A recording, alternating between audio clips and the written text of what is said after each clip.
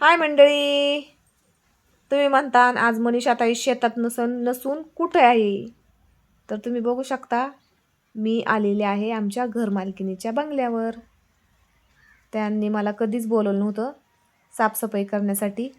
पहिल्यांदाच बोलवलं. मी त्यांना नाही म्हणू नाही शकले, म्हणून मी आले आज बंगला साफ करायला.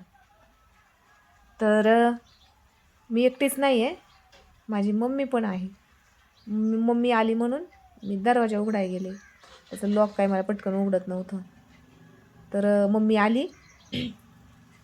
आम्ही दोघी मिळून घराची साफसफाई करायला सुरुवात केली. तर मी करत होते डस्टिंग. बघा, खूप मोठा बंगला आहे आणि वस्तू पण छान छान आहे त्या घरामध्ये. डस्टिंग तर एवढी होती ना का बास रे बास. खिडक्या, सोफे, मेकअप आरशे. आज दिवसभर आम्ही हेच काम केलं. हेच काम आहे आम्हाला दिवसभर. तर खिडक्या झाल्या त्या पुसून, फक्त खालच्या हॉलच्या राहिल्या होत्या खिडक्या. वरचे पंखे झाले होते पुसून. आता खालच्या हॉलमध्ये साफसफाई चालली होती आमची. तर साफसफाई सगळी एका दिवसात होणार नव्हती, कारण बंगला मोठा असल्यामुळं आम्हाला 2 दिवस जाईल हे काम साफसफाईचं.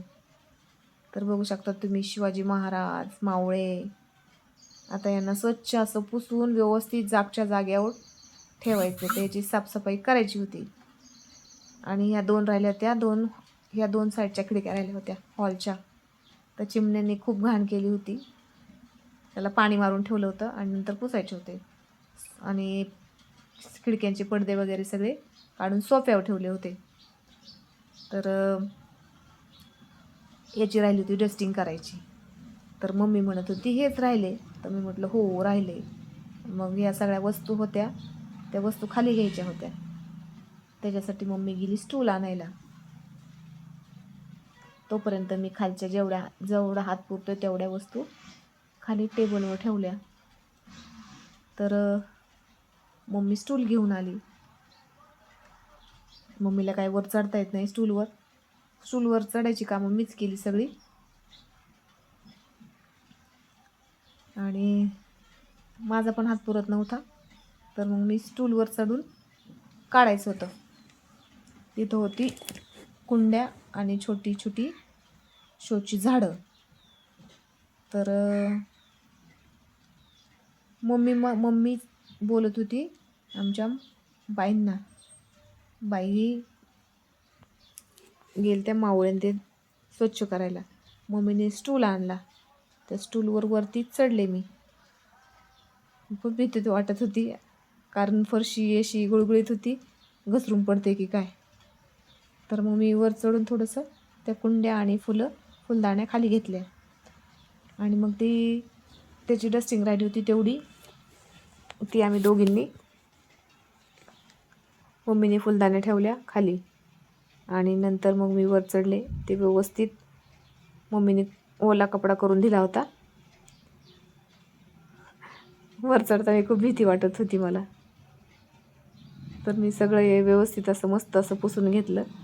खराब काय एवढं झालं नव्हतं, पण धुळीमुळे जरा थोडंसं हे झालं. ती धूळ जावी म्हणून थोडंसं ओल्या कपड्याने पुसायचं काम चालू होतं आमचं दोघींचं. शेतातलं काम आणि घरचं काम यात खूप फरक असतो. तर आज दिवसभर आम्ही हेच आमच्या दोघींचं, वर चढ खाली उतर, सगळी हॉलची साफसफाई झाली. तर पण मला वाटत होतं काहीतरी राहिले. तर पंखा राहिला तर पुसायचा, पण त्याच्या अगोदर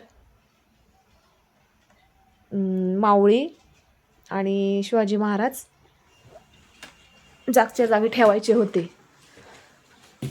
तर त्याचं काम करत होते मी. मम्मी आणि बाई आणून देत होत्या मला ठेवण्यासाठी, आणि मी जसे माझ्या पद्धतीने जी वाटेल तिथे ठेवले, कारण मला माहीत नव्हतं कोणती वस्तू कुठं ठेवली.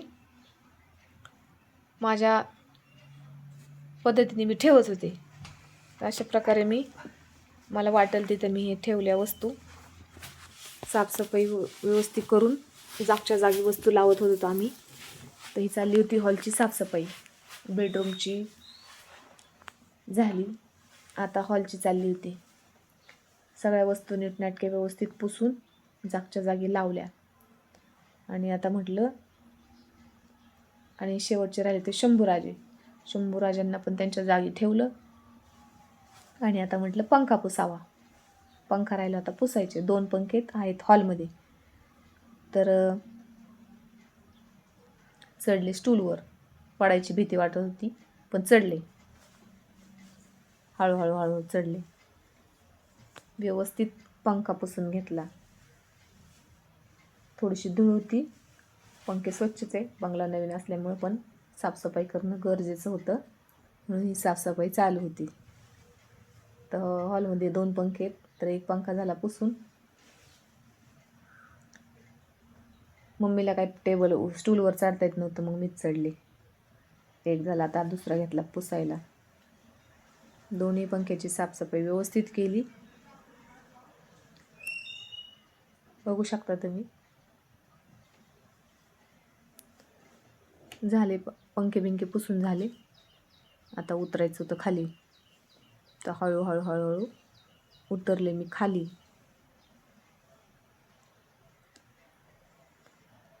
कारण या फरशीवरून स्टूल घसरायची भीती वाटत होती. पंखे पुसून झाले, हॉलची साफसफाई झाली. मग आता मी आले मम्मीच्या घरी. चहा वगैरे पिले, जायची तयारी, कारण उशीर झाला होता घरी जायला. तर आज आम्ही एवढं काम केलं.